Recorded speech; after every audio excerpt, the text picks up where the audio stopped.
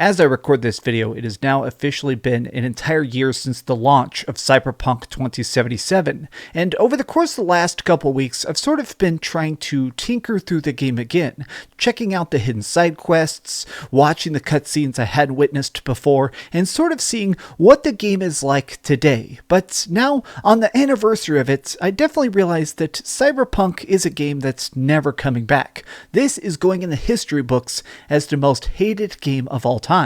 What's up, gamers? Dreamcastguy here, and the reason this has sort of just been percolating in my head is that I feel like Cyberpunk gets a ton of backlash because of its botched launch. I feel like it's a game that, even if they did manage to completely fix it, even if they put in a ton of extra cool content, managed to repair all the glitches, and even did a bunch of updates to make the game bigger and better, I don't think Cyberpunk can ever hit the standards that CD Projekt Red originally promised. Now, part of what made this come to mind originally is the fact that they decided to tweet this out where they basically said, hey, guess what? It's been a year. We're saluting the fans. But as they say this publicly, privately, they're still embattled in a giant lawsuit. CD Projekt Red is still trying to enter settlement talks for its lawsuit over the CD Projekt Red launching broken.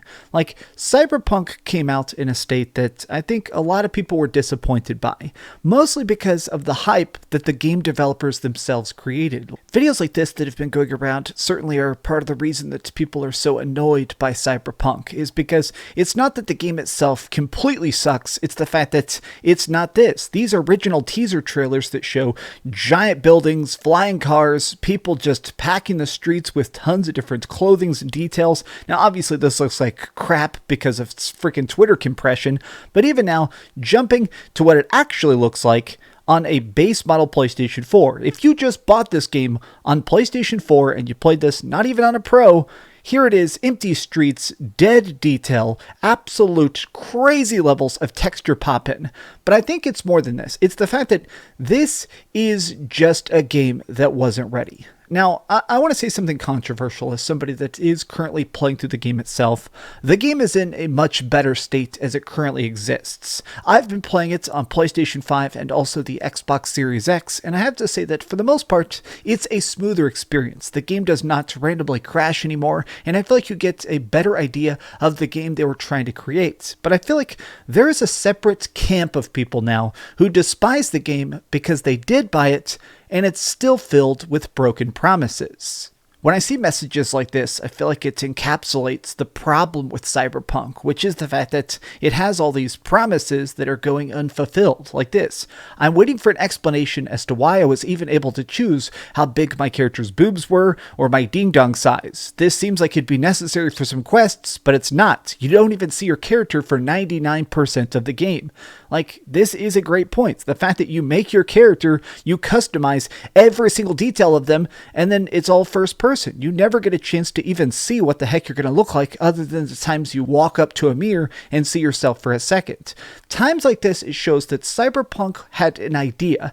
They had this vision of making the game of the future, and we're sort of just waiting for the future to arrive. Here's another one that I actually really wanted to read because I thought it was really great. For what it's worth, I played 100 hours, if not more, of Cyberpunk without encountering any bugs. The game is a bad RPG. It's an okay story, but it's far too short. No replayability. Only one class is playable because originally they were talking about being different classes in the game itself. In the final launch version, there's one playable class. It is a lack of content.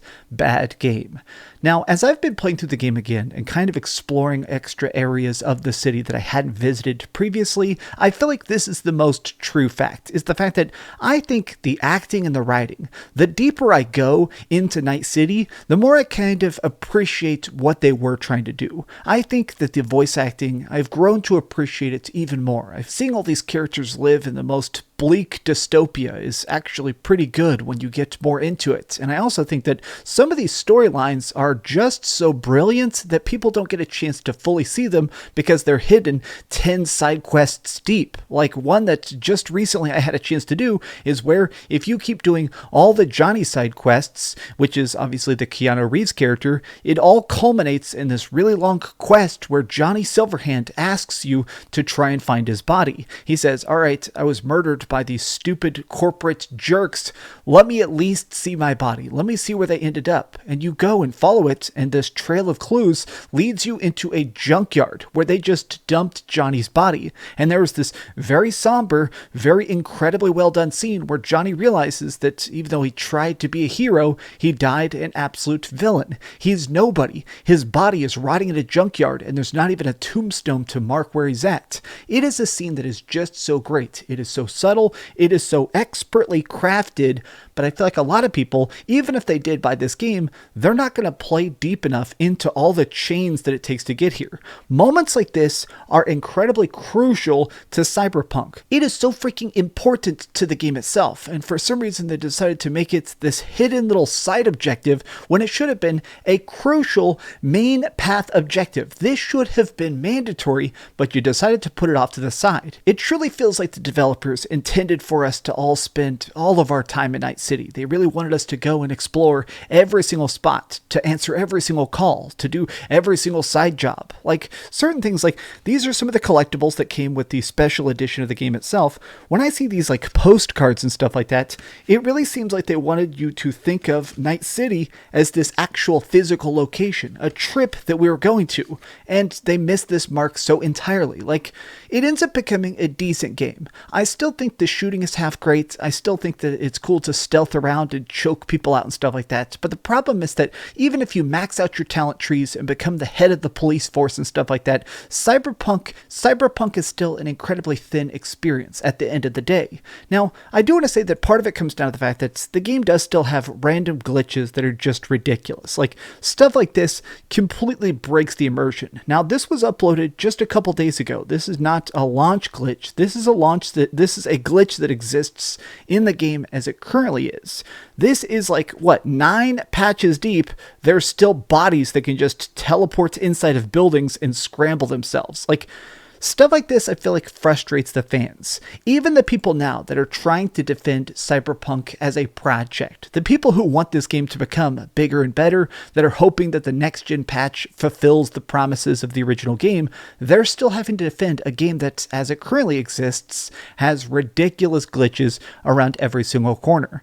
Now, I want to throw out a hypothesis.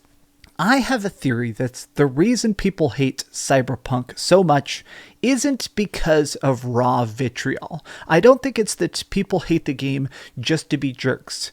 I think it's that they're fans gone bad. Now, I want to give my hypothesis a title. I want to call this the Star Wars theory, but it basically goes like this. When the new Star Wars movies initially started coming out, we're talking about Force Awakens, Last Jedi, and of course, Rise of Skywalker. Everybody had the highest of hopes because this is new content in the Star Wars universe. Everybody was excited to see what new chapters, new powers, new characters we were going to experience. But everybody ended up hating the 8th and 9th movies so much, which is Last Jedi and Rise of Skywalker. These became some of the most hated movies ever. They actually got the lowest scores, the most backlash, but I find it interesting because these aren't just blind haters. These are fans that have been betrayed. These are people who spent money on a movie ticket, probably waited in line, went into packed movie theaters to experience these, and then they turned out to suck. And it made them even more dedicated haters of the product themselves. I think this is exactly what happened with Cyberpunk. I think that all of us were on board the hype train. Everybody expected this game to be a fantastic masterpiece. After the hype cycle that's been done by CD Projekt Red and by basically their previous content being so good, it was pretty easy to expect this to at least be a superb experience. So when it turned out subpar to any degree, it couldn't help but be hated.